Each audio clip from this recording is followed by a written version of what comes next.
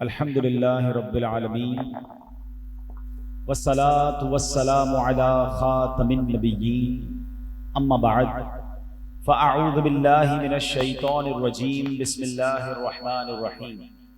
پڑھیے الصلاة والسلام علیک یا رسول اللہ وعلی آلک واصحابک یا حبیب اللہ، الصلاۃ والسلام علیک یا نبی اللہ وعلی آلک واصحابک یا نور اللہ، نویت سنت الاعتکاف۔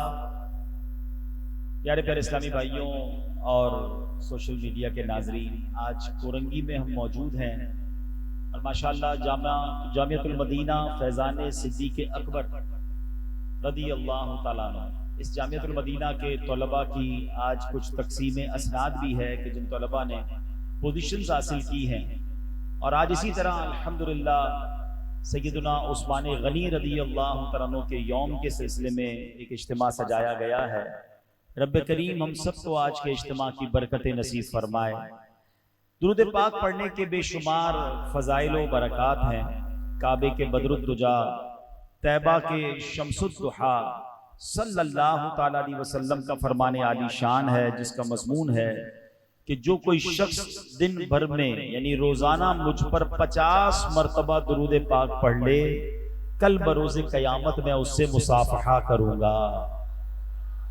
اب قیامت کے دن نبی پاک سے ملاقات ہو جائے اور وہ بھی مصافحہ کی سعادت ملے تو کتنی بڑی سعادت ہوگی۔ آج جس سے ہمیں محبت ہوتی ہے، ہم اس سے ملنا چاہتے ہیں، ہم چاہتے ہیں یار کسی طرح ملاقات ہو جائے، دست بوسی ہو جائے، ملاقات ہو جائے۔ سچ بتائیں قیامت کے دن ہر عاشق رسول کی تمنا کیا ہوگی کہ کس سے ملاقات ہو جائے؟ یقیناً کوئی اور نہیں، صرف سرکار دو عالم علیہ الصلوۃ والسلام سے ملنے کی تمنا ہر عاشق رسول کو ہوگی۔ اب اربوں مسلمان ہیں، سب کی کیسے ملاقات ہو؟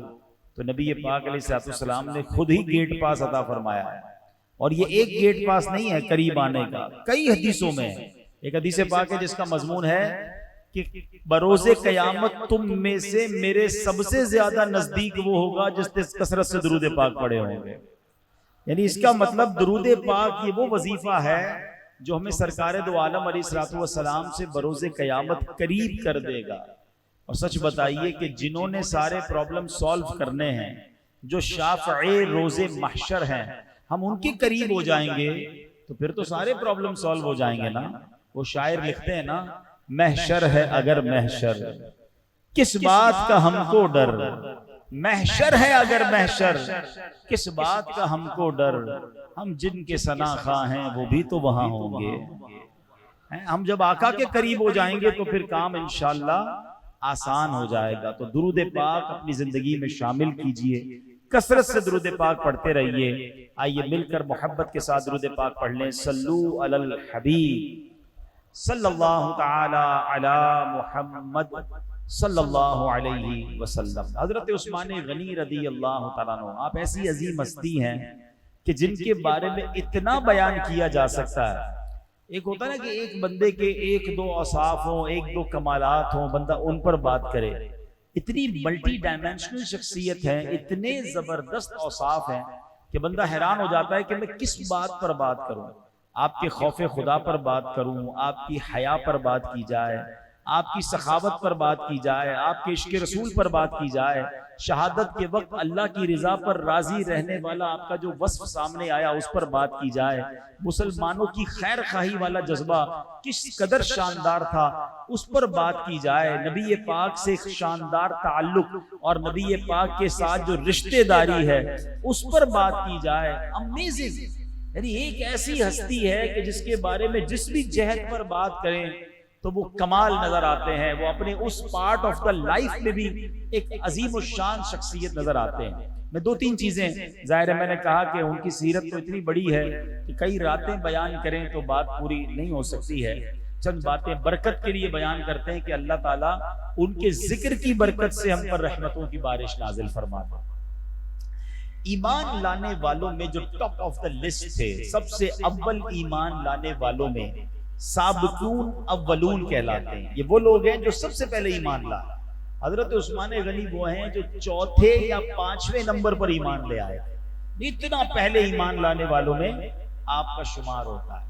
اچھا، آپ خلیفۃ المسلمین امیر المومنین رہے، تیسرے خلیفہ ہیں مسلمانوں کے، مگر نبی پاک علیہ الصلوۃ والسلام سے آپ کا تعلق کیسا تھا کہ پیارے آقا کی دو صاحبزادیاں حضرت عثمان غنی کے نکاح میں آئیں، حضرت رقیہ رضی اللہ تعالی عنہا اور حضرت ام کلثوم رضی اللہ تعالی عنہ۔ پہلے ایک بیٹی کا وصال ہوا نبی پاک کی صاحبزادی کا، پھر پیارے آقا نے اپنی دوسری شہزادی بھی ان کے نکاح میں دے دی، سبحان اللہ۔ اور حدیث پاک کا مضمون ہے کہ نبی پاک کو اتنا اعتماد تھا کہ میرے آقا نے فرمایا اگر میری 100 بیٹیاں بھی ہوتی تو یکے بعد دیگرے حضرت عثمان کے نکاح میں دے دیتے۔ یہاں جو بزرگ بیٹھے ہیں جو اپنی بچیوں کی شادیاں کر چکے ہیں یا کرنا چاہتے ہیں، میری بات جلدی سمجھیں گے کہ باپ کے لیے سب سے بڑی فکر یہ ہوتی ہے کہ میری بیٹی کے لیے کوئی اچھا نیک رشتہ مل جائے۔ اپنے طور پر والد بڑی کوشش کرتا ہے، لیکن بعض اوقات ایسا ہوتا ہے کہ رشتے کے بعد ہی پتہ چلتا ہے کہ یار وہ لوگ تو کچھ اور نکلے، ہم کچھ اور سمجھتے تھے مگر یہ کچھ اور نکلے۔ یہ بڑا رسک ہوتا ہے، اس پہ بھی ہمیں دینداری کو فوقیت دینی چاہیے رشتہ کرتے وقت۔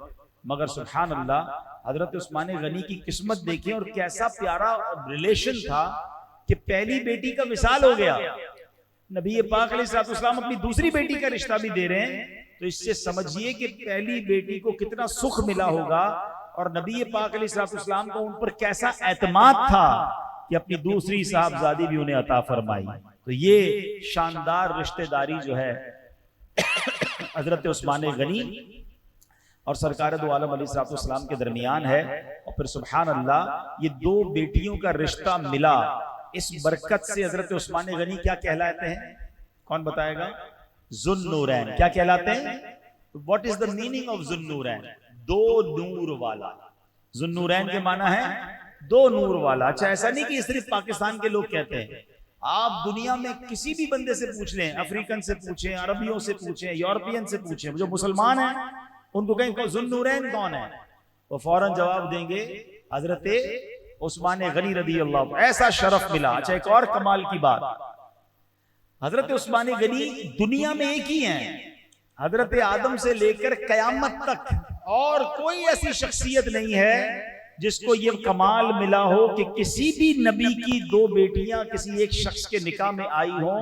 ہی از ون اینڈ اونلی، حضرت عثمان غنی رضی اللہ عنہ، سبحان اللہ۔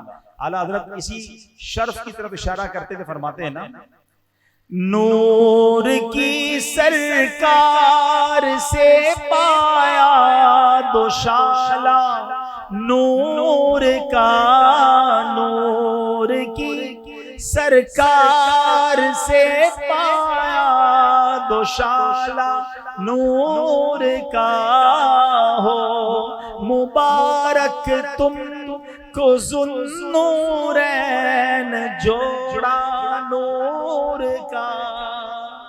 تو دو نور والی شہزادیاں ملی تو حضرت عثمان غنی کیا بن گئے؟ ذوالنورین۔ ایک اور مسئلہ بھی حل ہو گیا حضرت عثمان غنی کے اس لقب سے۔ کچھ لوگ یہ کنفیوژن پھیلاتے ہیں کہ جناب نبی پاک نور تھے یا نہیں تھے۔ مجھے ایک بات بتائیں، جس کی دو بیٹیاں کسی کے رشتے میں آ جائیں وہ نور والا ہو جائے تو اس آقا کے نور کا عالم کیا ہوگا؟ تو اے مسئلہ تو ویسے ہی حل ہو گیا، ٹھیک ہے۔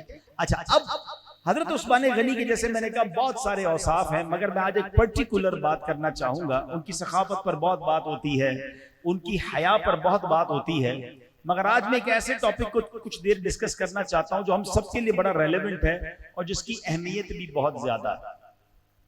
مولا علی شیر خدا کرم اللہ تعالی وجہ الکریم سے ایک شخص نے کہا کہ میں مدینے جا رہا ہوں اور کچھ لوگ مجھ سے حضرت عثمان غنی کے بارے میں سوال کرتے ہیں، ذرا مجھے بتائیے کہ میں حضرت عثمان غنی کے بارے میں آپ کیا کہتے ہیں۔ اچھا، اب یہاں ایک اور چیز بھی کلیئر ہو جائے گی کہ اہل بیت اور صحابہ کا آپس کا پیار کیسا تھا۔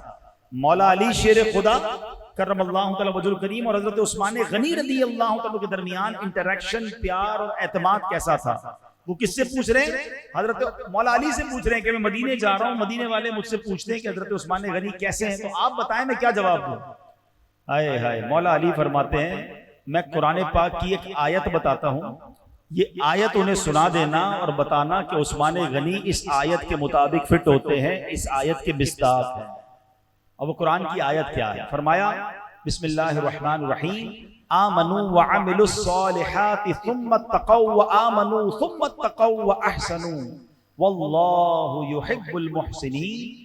آسان ترجمہ قرآن کنز العرفان، ایمان رکھیں اور اچھے عمل کریں پھر ڈریں، اور ایمان رکھیں پھر ڈریں، اور نیکیاں کریں اور اللہ نیکی کرنے والوں سے محبت فرماتا ہے۔ گویا مولا علی پتہ کیا فرما رہے تھے؟ فرمایا کہ اے سوال کرنے والے، جب مدینے پہنچو نا تو مدینے والوں کو بتانا کہ حضرت عثمان وہ عظیم الشان شخصیت ہے جنہوں نے ایمان قبول کیا، نیک اعمال کیے، ساری زندگی ایمان پر ثابت قدم رہے، ساری زندگی تقوی اپنائے رہے، اللہ پاک سے ڈرتے رہے، اور ایسے نیکوکار ہیں جن سے اللہ پاک بھی محبت فرماتا۔ یہ ہے حضرت عثمان غنی رضی اللہ تعالیٰ عنہ۔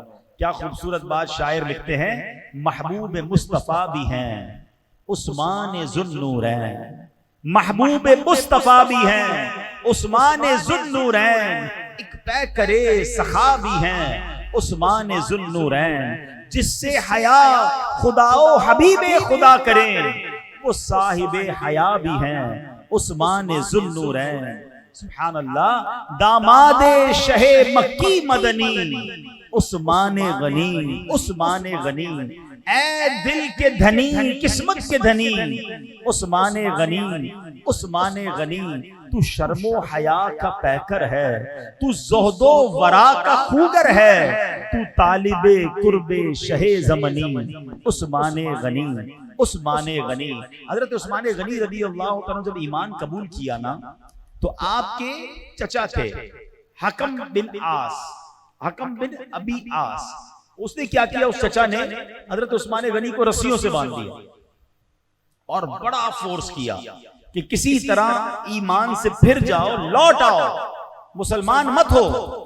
حضرت عثمان غنی رضی اللہ عنہ کو جب اتنی تکلیف دی گئی، اتنی تکلیف دی گئی، مگر آپ کی زبان پر ایک ہی جملہ تھا، خدا کی قسم اس پاکیزہ دین کو ہرگز نہیں چھوڑوں گا۔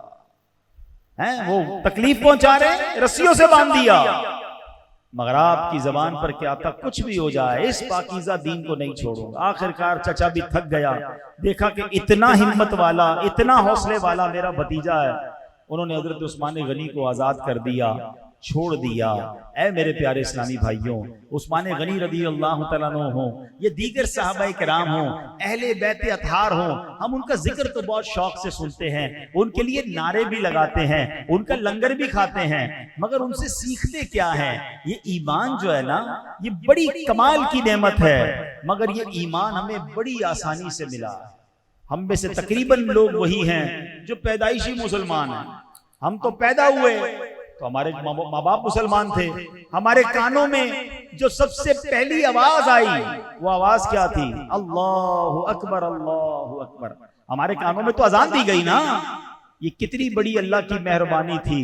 مگر کبھی سوچا کہ صحابہ کرام کو کتنا مارا گیا، کبھی تو صحابہ کرام علیہم الرضوان کو تپتی ریت پر لٹایا جاتا، جلتے کوئلوں پر لٹایا جاتا، ان کو ڈبکیاں دی جاتی، کبھی چٹائی میں لپیٹ کر آگ جلا کر دھونی دی جاتی۔ کئی صحابہ تو وہ ہیں جن کو اتنا مارا گیا کہ دشمن سمجھے کہ یہ دنیا سے چلے گئے، اب چھوڑا، مگر وہ زخموں سے چور چور بے ہوش ہو کر بھی ایک ہی جملہ کہتے تھے، ہم دین اسلام نہیں چھوڑیں گے، ہم نبی پاک کا دامن نہیں چھوڑیں گے، ہماری بوٹی بوٹی کر دو مگر ہم اسلام کو نہیں چھوڑیں گے۔ اے میرے پیارے اسلامی بھائیوں، ذرا غور کیجئے، ایک وہ ہیں جنہوں نے مارے کھا کر، تکلیفیں اٹھا کر اسلام کو سنبھالا، اپنے دین اور ایمان کو سنبھالا، اور ایک ہم ہیں کہ جن کو بغیر مانگے، بغیر کوشش کے ایمان مل گیا۔ مگر بتاؤ نا، اس ایمان کی پھر قدر نہیں کرنی، اس ایمان کو سنبھالنا نہیں ہے۔ میں آپ کو قرآن پاک کی ایک آیت سناتا ہوں، بڑی امیزنگ آیت ہے، بڑی کمال کی آیت ہے۔ اللہ قرآن میں فرماتا ہے، یا ایھا الذین آمنوا آمنو، اے ایمان والو ایمان رکھو۔ بھائی ایمان والو بھی رب فرما رہا ہے اور پھر ایمان رکھنے کا بھی فرما رہا ہے، اس کا مطلب کیا ہے؟ ہم تو ہیں ایمان والے، یا ایھا الذین آمنو، فرمایا اے ایمان یا ایھا الذین آمنو، اے ایمان والو آمنو، اپنا ایمان رکھو. اب علماء تفسیر کہتے ہیں اس کا مطلب یہ ہے ازدادوا فی الایمان، یعنی اپنے ایمان والو اپنے ایمان کو مزید مضبوط کر لو. کلمہ تو پڑھ لیا ہے، اسلام کا اقرار تو کر لیا ہے، اب ایمان کو مضبوط کرو، ایمان کو پکڑ لو، کہیں ایمان چھن نہ جائے، کیونکہ ایمان تو بغیر محنت کے ملا ہے نا. یہ بات ذرا آسانی سے ذرا بڑی عمر کے لوگ سمجھیں گے کہ جب ہمارے بچے بے دریغ پیسے خرچ کرتے ہیں، جو جی میں آیا خرچ کرتے ہیں، تو باپ کیا کہتا ہے؟ بیٹا تمہیں کیا پتا ہے ہم نے کمائی کیسے ہے، کتنی محنت سے کمایا، تم خود کماتے تو پتا چلتا ہے، ایسے خرچ کرتے ہو. دنیا میں جب کوئی چیز فری ملے نا اس کی قدر نہیں ہوتی ہے. ہمیں ایمان فری میں ملا ہے. میں نے اور آپ نے مسلمان ہونے کے لیے کوئی کوشش نہیں کی ہے، اور بدقسمتی یہ ہے کہ لوگوں نے اس کو گرانٹڈ لے لیا ہے کہ ٹھیک ہے بھائی مسلمان ہے بس، تو لوگ یہ سمجھے مسلمان ہے تو جنت میں بھی چلے جائیں گے. بالکل انشاءاللہ اللہ کی رحمت سے امید رکھنی ہے، مگر ایمان سنبھالنا بھی تو ہے نا. خود قرآن کہہ رہا ہے اے ایمان والو ایمان مضبوط کرو، کہیں یہ شیطان چھین نہ جائے. پہلے تو ایک بات سمجھ لیں، آپ میں سے جو پڑھے لکھے لوگ ہوں گے، دنیا کے حالات پر نظر ہوگی، ان کو یہ بات اچھی طرح پتا ہوگی کہ مجھے بتائیے کہ دنیا میں سب سے زیادہ تیزی سے پھیلنے والا مذہب کون سا ہے؟ آپ کو پتا ہے؟ وہ اسلام ہے. اللہ کی رحمت سے سب سے زیادہ لوگ جو مسلمان ہو رہے ہیں وہ کون ہیں؟ غیر مسلم مسلمان ہو رہے ہیں. لیکن کمال یہ ہے ہم یہ سمجھتے ہیں کہ جب مسلمان لوگ ہو سکتے ہیں غیر مسلم، تو یہ ون وے ٹریفک نہیں ہے. اللہ معاف کرے، لوگ بے ایمان بھی ہو سکتے ہیں، ایمان سے خارج بھی ہو سکتے ہیں. ہماری زبان سے اگر کوئی ایسا جملہ نکل جائے، ہمارے کردار سے کوئی ایسی بات ہو جائے جو ہمیں دائرہ اسلام سے خارج کر سکتی ہے. ایسی بہت ساری چیزیں ہیں، مگر کسی کو فکر ہی نہیں، کوئی اس کے بارے میں پوچھتا بھی نہیں ہے. ابھی مثال کے طور پہ آپ اجتماع میں آئے ہیں، ہو سکتا ہے کہ کسی کے جیب میں بڑا مہنگا سا موبائل فون ہو. جب مہنگا موبائل فون ہوتا ہے تو بندہ ہر تھوڑی دیر بعد جیب میں ہاتھ ڈالتا ہے کہ ہاں یار ہے کہ نہیں ہے بھائی. باہر نئی موٹر سائیکل کھڑی کر کے آئے ہو تو اس کا دھیان وہی رہے گا یار موٹر سائیکل ٹھیک ہے کہ نہیں. جتنی قیمتی چیز ہوتی ہے اتنی ہمیں فکر ہوتی ہے، مگر کبھی ہم نے سوچا کہ میری زندگی کی سب سے قیمتی چیز کیا ہے؟ وہ میرا ایمان ہے. ایمان نہیں تو کچھ بھی نہیں. تو خدا را یہ بات پہلے ذہن میں بٹھا لیں کہ ایمان چھن بھی سکتا ہے. اور آپ کو پتہ ہے شیطان جو ہمارا کھلا دشمن ہے، اس کا سب سے بڑی تمنا کیا ہے؟ سب سے بڑی تمنا یہ کہ میرا آپ کا ایمان چھین لے.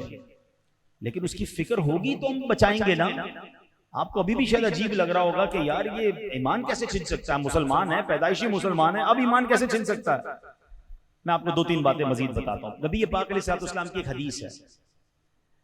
اللہ کے نبی علیہ السلام فرماتے ہیں، جس کا مضمون ہے کہ اولاد آدم 4 قسم کے طبقات میں پیدا ہوئی ہے. 4 قسم کے طبقات. ایک تو وہ ہے کہ جو مسلمان گھرانے میں پیدا ہوئے، مسلمانوں والی زندگی گزاری، اور ان کا خاتمہ بھی ایمان پر ہوگا. ہم اللہ سے دعا کرتے ہیں اللہ ہمیں اس میں شامل فرما دے. مسلمان گھرانے میں پیدا کیا، مسلمانوں والی لائف بھی گزار رہے ہیں، اللہ ایمان پر خاتمہ نصیب کرے. آقا علیہ السلام فرماتے ہیں دوسری کیٹیگری وہ ہے جو کافر گھروں میں پیدا ہوئے، کفر پر زندگی گزاری اور کفر پر ہی ان کا خاتمہ ہوگا. اربوں لوگ ایسے ہوتے ہیں. ٹھیک ہے. تیسری کیٹیگری فرمایا کچھ لوگ غیر مسلموں کے یہاں پیدا ہوتے ہیں، غیر مسلموں والی زندگی گزارتے ہیں، مگر ان کا خاتمہ ایمان پر ہوتا ہے. ایسے بہت سارے لوگ جو میں نے کہا نا کہ غیر مسلم مسلمان ہوئے جا رہے ہیں ماشاءاللہ، تو ان کا خاتمہ ایمان پر ہوگا تو 70 سال بعض اوقات غیر مسلم رہتے ہیں، آخر میں کلمہ پڑھ لیتے ہیں. لیکن جو چوتھی کیٹیگری ہے نا وہ بڑی ڈرانے والی ہے. نبی پاک علیہ السلام فرماتے ہیں کچھ لوگ وہ ہوں گے جو مسلمان گھرانے میں پیدا ہوں گے، اسلام والی زندگی گزاریں گے، اور ان کا خاتمہ جو ہے وہ کفر پر ہوگا. اب آپ سوچئے ہمیں ڈرنا ہے کہ نہیں؟ کہ کیا پتا ہمارا خاتمہ درست ہو. کہ نبی پاک کی ایک دعا ہے، یا مقلب القلوب ثبت قلبی علی دینک، اے دلوں کو پھیرنے والے میرے دل کو اپنے دین پر ثابت قدمی عطا فرما. اللہ کے حبیب دعا کر رہے ہیں، حالانکہ آپ تو وہ ہیں کہ جن کے صدقے میں ایمان ملا، مگر سبحان اللہ ہمیں سیکھنے کو کیا مل رہا ہے کہ اپنے ایمان کی فکر کرو، اپنے ایمان کی حفاظت کی دعا کریں. ہم میں سے کتنے ایسے جو ہر نماز کے بعد دعا کرتے ہیں کہ یا اللہ میرا ایمان سلامت رہے. تو کاش ہمیں پہلے یہ فکر نصیب ہو جائے. شیخ عبد القادر جیلانی، حضور غوث پاک جن سے ہم سب بڑی محبت کرتے ہیں، آپ کو پتہ ہے غوث پاک کی دعا کیا ہوتی تھی؟ غوث پاک ایک دن عید کے دن فرماتے ہیں، لوگ کہتے ہیں آج عید کا دن ہے، عید کا دن ہے. عبد القادر کے لیے عید کا دن وہ ہوگا جب اپنا ایمان سلامت لے کر قبر میں جائے. کون کہہ رہا ہے؟ پیران پیر، اولیاء کے سردار. اور ہم گناہگار، ہمیں کوئی ٹینشن نہیں. ہم بعض لوگ کہتے ہیں ہم تو بھائی بے دینوں کے ساتھ بیٹھتے ہیں، ہم ان کی باتیں سنتے نہیں، بس دوستی رکھی ہے. ایمان ایسے ہی جاتا ہے. بد مذہبوں کی دوستیاں، بے دینوں کی دوستیاں، غیر مسلموں کے ساتھ دوستیاں، ان کے تہواروں میں جانا، بعض اوقات یہ فلمیں، ڈرامے، گانے، باجے، کامیڈی شو، کئی چیزوں میں کفری کلمات ڈال دیے گئے تاکہ مسلمان ہنستے رہیں، گنگناتے رہیں، اپنے منہ سے کہتے رہیں اور اپنے ایمان سے ہاتھ دھو بیٹھے. فری میں ملا ہے نا، محنت تو کی نہیں ہے مسلمان ہونے کے لیے، تو قدر بھی نہیں ہے. اور جس کو چاہے وہ لوٹ لے. خدا کی قسم برباد ہو جائیں گے اگر کسی کا ایمان چلا گیا. اعلیٰ حضرت امام اہل سنت نے 100 سال پہلے سمجھایا تھا کہ سونا جنگل، رات اندھیری، چھائی بدلی کالی ہے، سونے والو جاگتے رہیو، چوروں کی رکھوالی ہے. آنکھ سے کاجل صاف چرا لیں یا وہ چور بنا کے ہیں، تیری گٹھڑی تاکی ہے اور تو نے نیند نکالی ہے. یعنی آج ایسے ایسے شاطر آ گئے جو بات تو اسلام کی کرتے ہیں، بات تو دین کی کرتے ہیں، مگر اصل ان کا ہدف ہمارا ایمان چرانا ہے. پہلے آپ کو اولیاء کرام سے دور کریں گے، پھر آپ کو صحابہ کرام سے دور کریں گے، پھر آپ کو علماء کرام سے دور کریں گے، پھر کہیں گے جناب دینی کتابیں پڑھنے کی کیا ضرورت ہے. اور ایک وقت آئے گا کہ آپ کا ایمان ہی چھین کے چلے جائیں گے. بھولے بھالے لوگ بے علمی میں ایسے لوگوں کے پاس چلے جاتے ہیں. ایسا کرنا نہیں. اولیاء کرام کا، علماء کرام کا، ارے جن کے صدقے ہمیں ایمان ملا ہے. مجھے بتاؤ نا پاکستان میں ہم مسلمان کیسے ہوئے؟ یہ میں احسان بھول جائیں ان کا. صحابہ کرام نبی پاک کے بعد انہوں نے سفر کیا اور صحابہ کرام کے بعد اولیاء کرام نے سفر کیا. ارے پاکستان کے چپے چپے پر اولیاء کرام کا فیضان ہے. یہاں داتا حضور آئے، ہندوستان میں غریب نواز گئے اور لاکھوں لوگوں کو مسلمان کیا. ہم ان اولیاء کا احسان کیسے بھول جائیں؟ کچھ لوگ باتیں کریں گے کہ اولیاء کا کوئی حصہ نہیں ہے، ان کے بارے میں بات نہ کیا کرو. یہ احسان فراموش لوگ ہیں. ہمیں یہ پتا ہے کہ ہم تک دین کن کے ذریعے پہنچا ہے، تو ہمیں اپنے اسلاف کے دامن کو تھام کے رکھنا ہے. اپنے ایمان کی فکر کیجئے اور پھر ایمان مضبوط کرنے کی فکر کیجئے. اور سبحان اللہ، ایمان مضبوط کرنے کے لیے بہت ساری چیزیں ہیں. ایک بہت خوبصورت حدیث پاک ہے. اللہ کے حبیب صلی اللہ تعالی علیہ وسلم فرماتے ہیں کہ اکمل المؤمنین ایمانا احسنهم خلقا.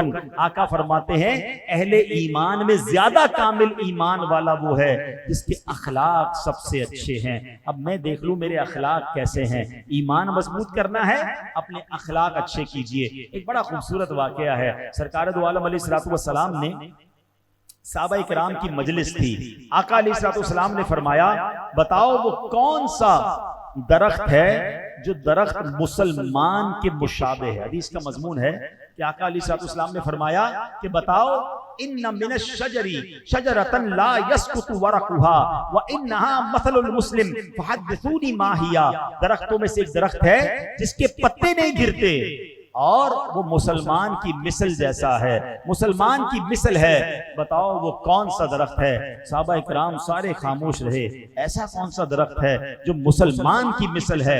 حضرت عبداللہ ابن عمر کہتے ہیں میں عمر میں چھوٹا تھا، جواب تو مجھے آتا تھا، مگر میں نے دیکھا کسی صحابی نے جواب نہیں دیا. بڑے بڑے لوگ بیٹھے تھے، ادب میں بھی خاموش رہا. تو پتہ چلا ہمارے اسلاف ادب والے تھے، با ادب با نصیب. تو بہرحال اب نبی پاک علیہ الصلوۃ والسلام نے فرمایا وہ کھجور کا درخت ہے. اب ذرا سمجھیے گا بات کو. کھجور کا درخت ہر لحاظ سے فائدہ مند ہے. مثال کے طور پہ کھجور کا جو تنا ہے وہ ستون کے کام آتا ہے. اب بھی گاؤں میں کھجور کے تنے سے گھر بنتے ہیں. کھجور کی جو چھال ہے اس سے بعض اوقات چٹائیاں بنتی ہیں، اس سے ٹوکریاں بنتی ہیں. بعض لوگ تکیے کی چھال بھی اس میں بھر لے، تکیے کے اندر بھی وہ بھر دیا کرتے ہیں. پھر آ جائیں آگے بڑھیں تو کھجور کی جو گٹھلی ہے ڈاکٹر کہتے ہیں وہ بھی بڑی فائدے مند ہے اور کئی طریقے کے علاج میں کام آتی ہے.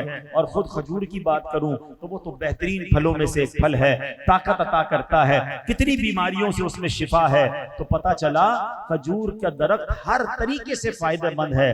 تو حدیث کا مطلب کیا ہوا کہ مسلمان جو ہے نا اس کا ہر لمحہ فائدہ مند ہوتا ہے. اب میں اور آپ غور کریں, ہم فائدہ مند ہیں کہ نہیں؟ ہم جناب کبھی تو کسی کے لیے اچھے ہیں, کسی کے لیے سخت ہیں, کسی کے لیے تکلیف دہ ہیں, تو پھر ہم اچھے مسلمان نہیں ہیں.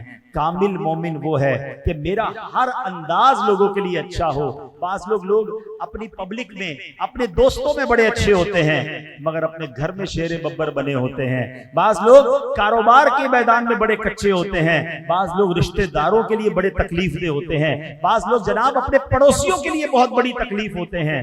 نہیں, مسلمان ایسا نہیں ہوتا. مسلمان تو ہر حال میں اچھا ہوتا ہے. کیا پیاری مثال دی ہے میرے آقا نے کہ کھجور کا درخت ایسا ہے جیسا مسلمان ہے, اس کا کوئی بھی چیز ضائع ہونے والی یا نقصان دہ نہیں ہے. تو پھر میں کیسا مسلمان ہوں کہ میرے پڑوسی مجھ سے پریشان, میرے رشتہ دار مجھ سے پریشان, میرے دوست مجھ سے پریشان, میں کسی سے کاروبار کروں تو کاروبار کرنے والے پریشان. ایسا عجیب معاملہ ہے کہ جناب جب پیسے دینے ہوں تو بندہ کچھ اور بن جاتا ہے, جب پیسے لینے ہوں تو اس کا اسٹائل ہی بدل جاتا ہے. قرضہ لیتے وقت بڑی منتیں کر رہے ہوں گے, بس حضرت پیسے دے دیں, آپ کے پیسے وقت پہ لوٹا دوں گا, آپ بالکل فکر نہ کریں. اور جیسے ہی پیسے دے دیے اس کے بعد وہ بندہ ہی غائب ہو جاتا ہے, نظر ہی نہیں آتا. ارے بھائی, میں پچھلے دنوں ایک سوشل میڈیا پہ بڑی عجیب پوسٹ پڑھی کہ پاکستان وہ دنیا کا واحد ملک ہے جہاں اپنے پیسے قرضے میں کسی کو دیے ہوں واپس لینے ہوں تو اپنا کوئی مسئلہ بتانا پڑتا ہے کہ بھائی ماں بیمار ہے, وہ جو پیسے دیے تھے واپس دے دو, یعنی ورنہ ملتے ہی نہیں ہیں. کوئی نہ کوئی بہانہ کر کے اپنے پیسے مانگنے پڑتے ہیں کہ یہ ہو گیا ہمارے یہاں حال. تو اب سوچئے کہ ہم کیسے مسلمان ہیں. ہمارے پڑوسی کیا ہم سے خوش ہیں؟ حضرت مالک بن دینار تو وہ تھے کہ ان کا یہودی پڑوسی تھا, تکلیف پہنچاتا تھا, مگر آپ کے اخلاق دیکھے تو کلمہ پڑھ کر مسلمان ہو گیا. مجھے بتاؤ کوئی ہمارا پڑوسی غیر مسلم ہو, کیا ہمارے ایسے اخلاق ہیں کہ ہمیں دیکھ کر مسلمان ہو جائے؟ ہمارے تو اپنے مسلمان پڑوسی ہم سے پریشان ہیں. تو نہیں میرے پیارے اسلامی بھائی, اپنے ایمان کی قدر کیجئے, ایمان کی حفاظت کی فکر کیجئے, اس کے لیے دعائیں کیجئے. برے دوستوں اور بے ایمان دوستوں سے دور رہیے, اچھی صحبتیں اپنائیے اور پھر اپنے اخلاق اچھے کیجئے. یاد رکھیے گا, بڑی پیاری مثال پیارے آقا نے دی. آج بیان میں یہ یاد کر کے جانا کہ کھجور کا درخت اور مسلمان ایک جیسے ہی ہیں. کھجور کے درخت کی ہر چیز فائدے مند ہے. کیا میری ہر چیز فائدے مند ہے؟ میری زبان سے لوگ خوش ہیں یا تکلیف میں ہیں؟ میرے اخلاق سے لوگ خوش ہیں یا تکلیف میں ہیں؟ میرے رشتہ دار بن کر میرے رشتہ دار خوش ہیں یا تکلیف میں ہیں؟ میرے پڑوس میں آ کر میرے پڑوسی خوش ہیں یا تکلیف میں ہیں؟ یہ میرے طلبہ بیٹھے ہیں, طلبہ یہ سوچیں کہ ہم طالب علم ہیں تو کیا استاد کے لیے اچھے ہیں, ناظم کے لیے اچھے ہیں؟ اساتذہ سوچیں کہ کیا ہم اپنے طلبہ اور اپنی مجلس کے لیے اچھے ہیں؟ میں جدھر بھی ہوں سب کے لیے میں اچھا ہوں, سب کے لیے میں با اخلاق رہوں اور فائدے مند بن جاؤں. تو یہی مومن کی نشانی ہے. اللہ مجھے بھی ایسا بنا دے اور آپ کو بھی ایسا بنا دے. اللہ پاک ہمارے آج کے اجتماع کو اپنی بارگاہ میں قبول فرمائے. اب ماشاءاللہ جامعۃ المدینہ کے طلبہ میں کچھ تقسیم اسناد بھی ہوں گی. یہاں یہ بھی عرض کروں گا کہ آپ یا اپنے بچوں کو بھی عالم بنائیے. یہ ہے دعوت اسلامی جو دنیا بھر میں علماء کی پروڈکشن دے رہی ہے. لاکھوں لاکھ بچے اور بچیاں عالم اور عالمہ بن رہے ہیں. لوگ کہا کرتے ہیں کہ ہر گھر میں یا ہر خاندان میں کوئی ڈاکٹر ہونا چاہیے, کوئی انجینئر ہونا چاہیے.